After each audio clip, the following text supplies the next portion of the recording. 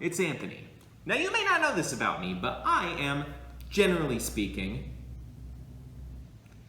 a very big fan of the Walt Disney Animation Studios production company. They've made some of my favorite films ever. When I was a student at the State University of New York at Potsdam, I had some of the greatest philosophical conversations. I wrote papers about the content of several Disney films. I could go on for hours. Do you want to talk for several hours about how Hunchback of Notre Dame is the best Disney Renaissance film? No. But I won't. Today I'm going to talk to you about the 2002 film Treasure Planet, directed by Ron Clements and John Musker, and produced by, obviously, the Disney Animation Production Company. Now, with my vast Disney knowledge, I am going to make a claim that may shock and disturb most of you. So, if you are susceptible to heart attacks or seizures, don't worry, this isn't going to be anything special. I'm going to claim that Treasure Planet is by far the best Disney animated movie. Am I going to prove that in this video? Well, I'm going to try. Will I succeed? No. Probably not. This movie failed at the box office. And I blame each and every one of you. You had the chance to let this movie shine, but instead it opened up against Harry Potter and the Chamber of Secrets, 007 Die Another Day, and the Santa Claus 2. It lost to the Santa Claus 2. You let me down because you decided to go see them instead. I don't know if I can forgive you. Don't worry, I forgive you. This movie also gained an Oscar nomination, but it lost out to Spirited Away. Now, don't get me wrong. I love Spirited Away. It's a fantastic movie. I absolutely adore it.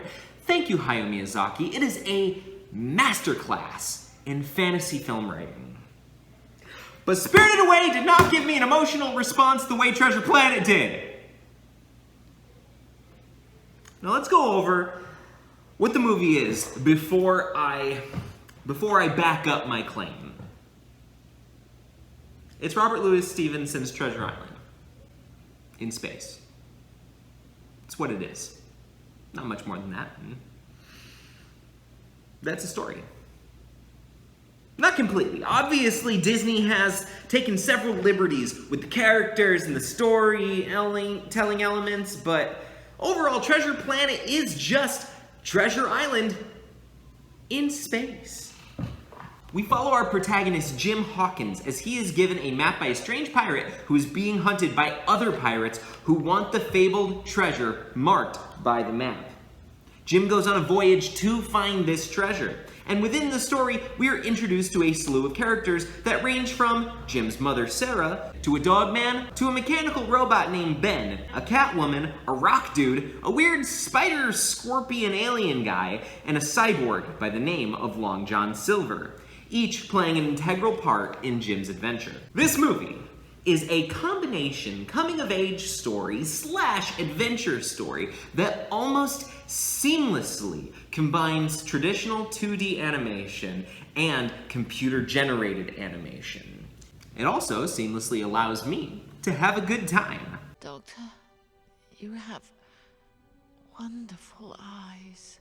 She's lost her mind!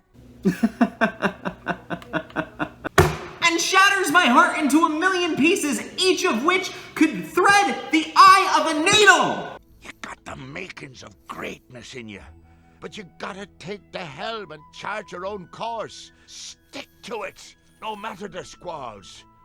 And when the time comes, you get the chance to really test the cut of your sails and show what you're made of. Well, I hope I'm there, catching some of the light coming off you that day. What I mean to say is that this movie takes you on a dynamic ride of emotions. It can make you love a character, it can make you hate a character, it can make you laugh at the most absurd humor imaginable, and it can also bring you down to a raw state of grounded emotions that you didn't know you needed until after you cried yourself to sleep. Again. It gets me every time! This is a classic story that most generations know. The movie has themes of familial ties, deciding what is important, choosing your own path, empathy, duty, loss, standing up for what you know is right, ambition, greed, self-loathing, and so many more that it just boggles my mind. It has an all-star cast, which even includes the likes of Joseph Gordon-Levitt, Emma Thompson, and Martin Short. Come on!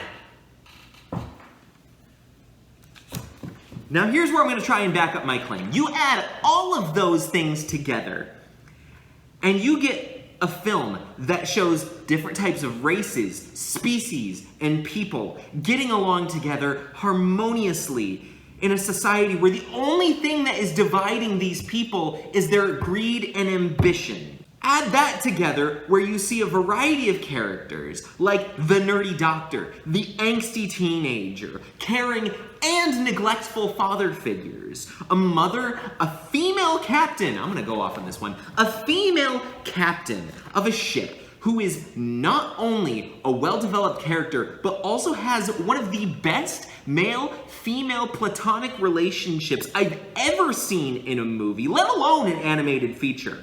Mr. Arrow, I've checked this miserable ship from stem to stern, and as usual, it's spot on. Another note on the captain. There is a woman in a position of power who is not only respected by her crew, but when the happens, her abilities as a captain are never questioned. They know that she can do her job. Why is nobody talking about this? That, folks, is just some of the reasons why, in my humble and correct opinion, that this movie is by far the best Disney animated film ever made. If you're interested in watching this amazing movie, it is available to borrow here at the Noonan Carnegie Library. It's well worth your time. Also, if you have the opportunity, just stop by the Noonan Carnegie Library. Talk to me about my Disney knowledge. Talk to me about things that you want to talk about when it comes to the Walt Disney animated films or their other franchises. I'm open to their live action stuff, Star Wars, the Muppets, all of their other franchises. Goodness knows no one else here will talk to me about it. Susan, do you want to talk about how Hook, Mary Poppins Returns, and Christopher Robin are all the same movie, just with the respective franchises switched? Bye, everybody.